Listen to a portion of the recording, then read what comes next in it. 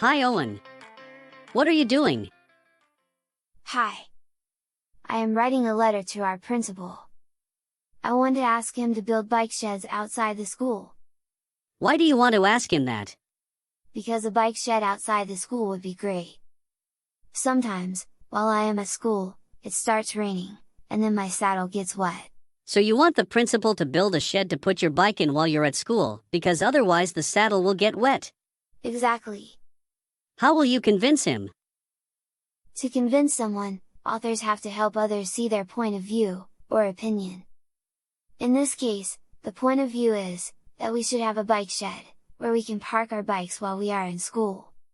If an author tells readers their point of view, do we readers get convinced right away?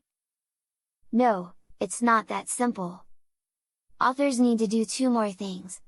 Explain the reasons why they have that opinion, and give the readers evidence for those reasons. Can you give me an example of the reasons and the evidence you have for the bike shed? Sure. Here is what I have written so far. Dear Mr. Smith, I think that you should build a bike shed for our bikes, because otherwise, if it rains while we are in class, our bike saddles get wet, and we can't sit on them. So I have now written what my reason is for wanting a bike shed. Here comes the evidence. I know what I wrote is true, because the other day it rained while I was in class, and when I went to fetch my bike to cycle home, the saddle was wet. I couldn't sit on the bike, and I had to walk home with it. So, I've also given him some evidence why it is necessary that he build a shed. Now, I just need to think about how to finish this letter. But what if he replies, and says that it is too expensive to build a shed? Good point.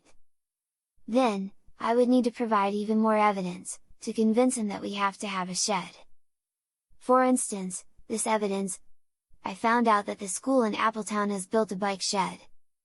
The teachers report, that the students stay focused a lot more during lessons, because they don't need to worry about wet saddles.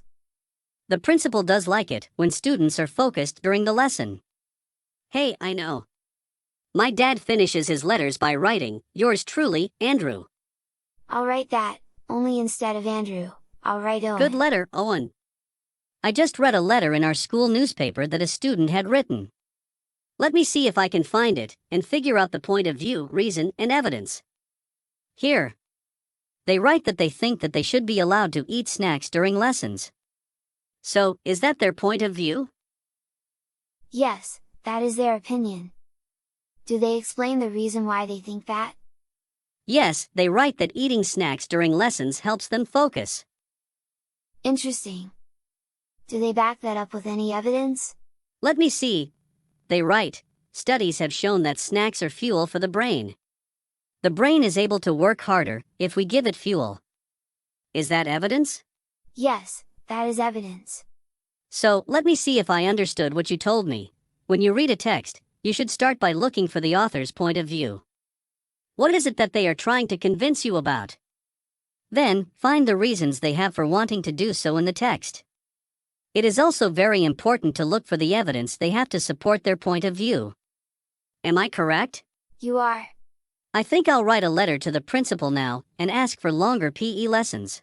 Don't forget to write why you think you should have longer PE lessons. And provide evidence for it. Good luck with your letter. You too, Owen. Have fun exploring!